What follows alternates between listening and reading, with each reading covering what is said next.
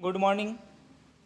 आज द्वादशी कला वर्ग में अध्याय 6 मानव दिवस भाग 1 प्रकरण मानव दिवस का अर्थ और प्रकार। तो आज हम मानव दिवस के बारे में अध्ययन करेंगे। मानव यानी मनुष्य, अधिवास यानी निवास करने का स्थान, यानी मनुष्यों के रहने का स्थान, उसको मानव अधिवास कहा जाता है। तो हम प्राचीन काल से ही देखते हैं कि जब मनुष्य का जन्म हुआ उस समय मनुष्य एक घुमक्कड़ जीवन व्यतीत करता था, शिकार करता था, जंगलों में इधर उधर भटकता था। लेकिन आगे समय बीतता गया और उनने पशुपालन, कृषि कार्य प्रारंभ किया। जब पशुपालन और कृषि कार्य प्रारंभ किया तो उनके एक निश्चित स्थान पर रहने का निश्चय किया, जिसके कारण से वहाँ जनसंख्या भी बढ़ी और वहाँ पे मानवों के रहने का स्थान भी बढ़ने लगा। और धीरे धीरे एक मकान से दूसरा मकान, दूसरे मकान से तीसरा मकान, इस प्रकार से छोटे छोटे मकान, कच्चे मकान बनना प्रारंभ किया। उन्हीं को हम मानव अधिवास के रूप में जाना जाते हैं। अगर हम इसकी परिभाषा देखते हैं मानव अधिवास की, तो मानव अधिवास का क्या अभिप्राय है? तो पृथ्वी के धरातल पर मानव द्वारा निर्मित एवं विकसित आवासों के संगठित समूह को अधिवास कहते हैं। पृथ्वी के धरातल पर मानव द्वारा निर्मित एवं विकसित आवासों के संगठित समूह को अधिवास कहते हैं। मानव अधिवास को मानव बस्ती भी कहा जाता है। प्रोफेसर विडॉल डी ला ब्लॉस ने मानव अधिवास की एक परिभाषा दी है। उन्होंने क्या कहा है? उन्होंने कहा है कि मानव द्वारा स्वयं के आवास एवं अपनी संपत्ति को रखने के लिए निर्मित संरचना से है। मानव अधिवास किससे संबंधित है? कि मानव द्वारा स्वयं के आवास और अपनी संपत्ति को रखने के लिए निर्मित संरचना से माना जाता है। मानव अधिवास साधारणतया स्थायी रूप से बचे होते हैं, किंतु कुछ अधिवास अस्थायी भी होते हैं। ये एकाकी व संकुल भी होते हैं। अलग अलग प्रकार के मानव अधिवास होते हैं। हम अधिवासों का महत्वपूर्ण उपयोग देखते हैं। अधिवास क्यों बनाए जाते हैं? अधिवास का क्या महत्वपूर्ण उपयोग है? तो मानव निवास के लिए अधिवास बनाए जाते हैं। सर्वप्रथम मानव अपना स्थान एक जगह रह सके, इसलिए मानव अधिवासों का निर्माण करता है। मानव के अपने सामाजिक, आर्थिक, सांस्कृतिक, धार्मिक आदि कार्यों को पूरा करने के लिए भी अधिवासों का उपयोग किया जाता है। तो अधिवास क्यों बनाए जाते हैं? क्योंकि मनुष्य आराम से रह सके, मनुष्य को एक छोटी सी सत्त मिल सके और वहाँ पर मनुष्य रहकर अपने सामाजिक, आर्थिक और सांस्कृतिक और धार्मिक कार्यों को पूरा कर सकते हैं। इसलिए मानव है वो अपने अधिवासों का निर्माण करता है। अगर हम कहते हैं अधिवास की मूल इकाई क्या है, तो अधिवास की मूल इकाई है आवास, मकान, घर, निवास स्थान। ये सभी अधिवास की मूल इकाई मानी जाती है। मानव अधिवास की उत्पत्ति। अगर हम मानव अधिवास की उत्पत्ति के बारे में बात करते हैं, तो मानव अधिवास की उत्पत्ति के आधार पर मानव अधिवास की उत्पत्ति कब हुई, कैसे हुई, तो हमने देखा है कि सर्वप्रथम मनुष्य हैं वो कई वर्षों से अपना जीवन घुमक्कड़ जीवन व्यतीत करता है। वो घूमता है और पशुओं के पीछे घूमता हुआ शिकार करता है। लेकिन धीरे धीरे मनुष्य के अंदर बौद्धिक विकास होता है और उत्तर वैदिक काल के अंदर मनुष्य कृषि करना प्रारंभ करता है, पशुपालन करना प्रारंभ करता है।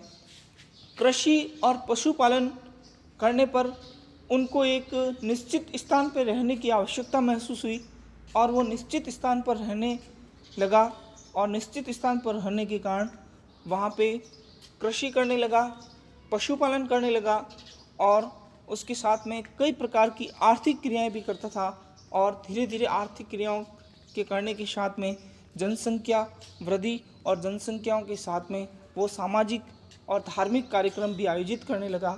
इसके कारण मनुष्य को अधिवास की आवश्यकता हुई। अगर हम उत्पत्ति के आधार पर अधिवासों को देखते हैं, तो अधिवास दो प्रकार के होते हैं। एक है अस्थायी अधिवास, एक है स्थायी अधिवास।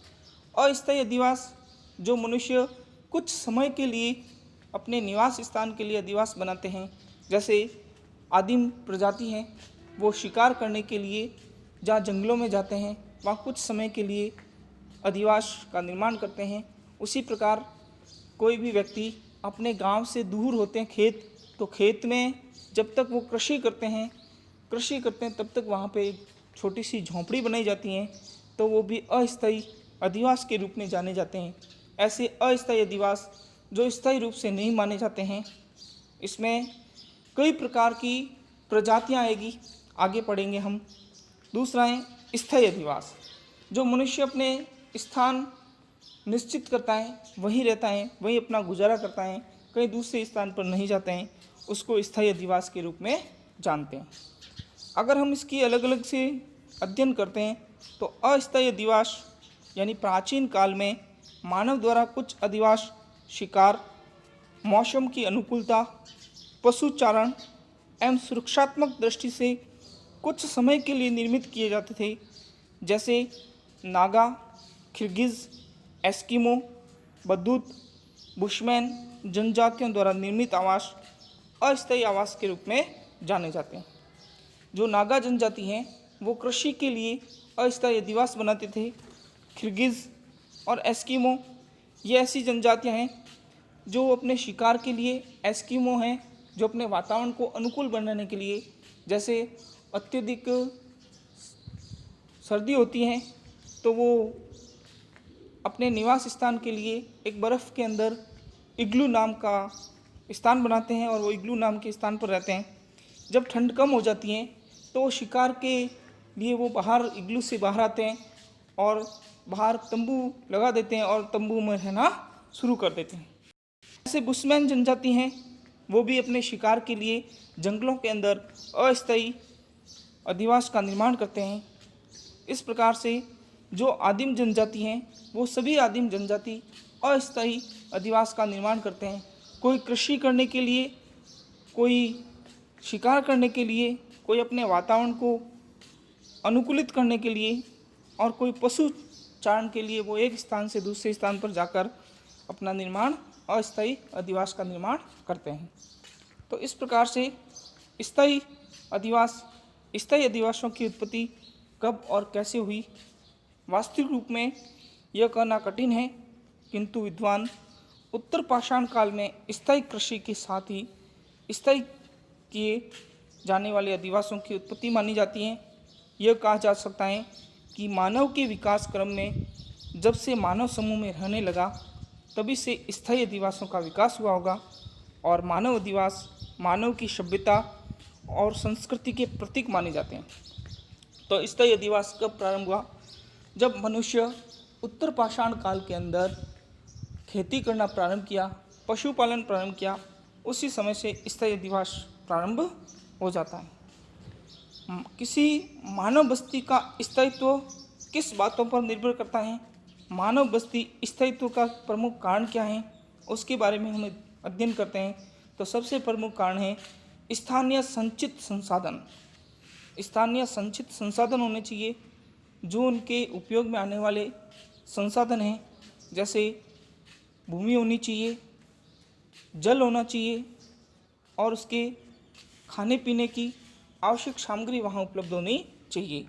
तो मानव वहीं बस्ती का निर्माण करता है। दूसरा, बाह्य विश्व से संबंध। तीसरा है भावी उन्नति की संभावना और चौथा है सुरक्षा और पांचवा धार्मिक, सांस्कृतिक और आर्थिक कारक।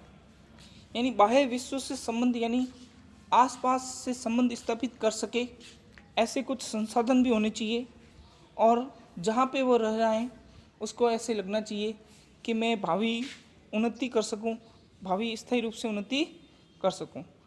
और सुरक्षा की दृष्टि से भी सही होना चाहिए, ऐसा स्थान होना चाहिए जिसे उस मनुष्य को खतरा नहीं हो, किसी कारण का कोई खतरा उत्पन्न नहीं हो। उसमें धार्मिक और सांस्कृतिक और आर्थिक कारक भी शामिल हैं। इस प्रकार से मानव बस्ती का स्थायित्व के लिए ये 5 प्रमुख कारण माने जाते हैं। अब अगला प्रश्न उठता है, मानव अधिवास निर्माण के क्या उद्देश्य हैं? मानव अधिवास किस उद्देश्य से बनाए जाते हैं? तो मानव अधिवास के निर्माण का प्रमुख उद्देश्य है भौतिक वातावरण की कठोरता को कम करने के लिए, जो भौतिक वातावरण है उनकी कठोरता को कम करने के लिए यथा मौसमी परिस्थितियों से सुरक्षा के लिए, जैसे आदिवासी जो ठंडे प्रदेशों में रहते हैं, उन ठंडे प्रदेशों से ठंड से सुरक्षा करने के लिए जो अधिवास बनाए जाते हैं। इसी प्रकार बारिश होती है तो बारिश से सुरक्षा के लिए भी अधिवास बनाए जाते हैं। ऐसे जानवरों से सुरक्षा के लिए भी अधिवास बनाए जाते हैं। दूसरा है खाद्य व उपयोगी सामग्री के भंडार हेतु। अगर एक अधिवास होगा तो उसके अंदर कोई भी सामग्री इकट्ठी की जा सकती है, तो सामग्री को इकट्ठी करने के लिए खाद्य सामग्री को इकट्ठी और उपयोगी सामग्री के भंडार हेतु भी मानव अधिवासों का निर्माण किया जाता है।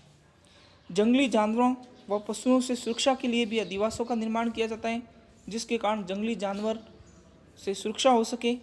सामाजिक, सांस्कृतिक, धार्मिक, आर्थिक, शैक्षिक कार्यों के लिए भी मानव अधिवासों का निर्माण किया जाता है। और परिवार जो पारिवारिक एवं विलासितापूर्ण जीवन जीने के लिए भी मानव अधिवासों का उपयोग किया जाता है, मानव अधिवासों का निर्माण किया जाता है। अगर हम प्राकृतिक दशाओं और आधारभूत कार्यों के आधार पर मानव बस्तियों का अगर वर्गीकरण करते हैं, तो प्राकृतिक दशाओं और आधारभूत कार्यों के आधार पर दो प्रकार की मानव बस्तियों को माना जाता है। एक है ग्रामीण अधिवास, दूसरा है शहरी अधिवास। ग्रामीण अधिवास क्या है, शहरी अधिवास क्या है, इसके बारे में अगर हम अध्ययन करते हैं तो सर्वप्रथम ग्रामीण अधिवासों के प्रकारों के कारक, ग्रामीण अधिवास किस प्रकारों के कारकों के माध्यम से निर्माण होता है, उसके भौतिक लक्षण क्या हैं, उसके सामाजिक और सांस्कृतिक कारक क्या हैं और वो सुरक्षा की दृष्टि से कैसे हैं। इस आधार पर ग्रामीण अधिवासों के प्रकारों के ये कारक कुछ माने जाते हैं। और ग्रामीण अधिवासों के प्रकार देखते हैं तो ग्रामीण अधिवास प्रमुख रूप से 4 भागों में इनको बांटे गए हैं। पहला भाग है ग्रामीण अधिवास का, वो है सघन या गुच्छित अधिवास। दूसरा है पल्ली अधिवास, तीसरा है मिश्रित अधिवास और चौथा है प्रकीर्ण या एकाकी अधिवास।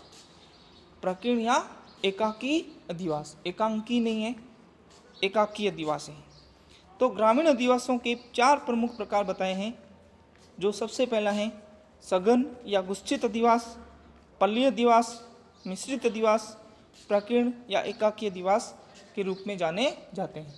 इन सभी अधिवासों का हम विस्तृत अध्ययन करेंगे आगे। इसके बाद अगर हम नगरीय अधिवासों के बारे में देखते हैं तो नगरीय अधिवासों को भी 3 भागों में प्रमुख रूप से ऐसे बांटे गए हैं। नगर 1 लाख से अधिक किंतु 10 लाख से कम जनसंख्या वाले क्षेत्र को नगर कहा जाता है। महानगर 10 लाख से अधिक जनसंख्या वाले क्षेत्र को महानगर कहा जाता है। और सन्नगर विशाल विकसित नगरों को सन्नगर कहा जाता है। इन सब का अध्ययन भी आगे आने वाले वीडियो में पढ़ेंगे। अभी तो हम मानव बस्तियों के प्रकारों के बारे में पढ़ा है।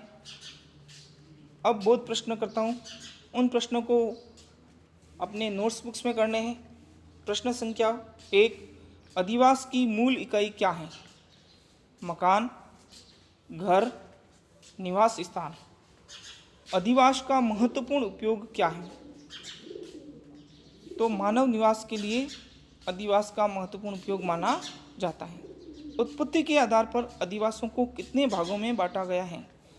उत्पत्ति के आधार पर अधिवासों को 2 भागों में बांटा गया है, स्थायी अधिवास, अस्थायी अधिवास। प्राकृतिक दशाओं के आधार पर मानव बस्तियों को कितने भागों में बांटा गया है?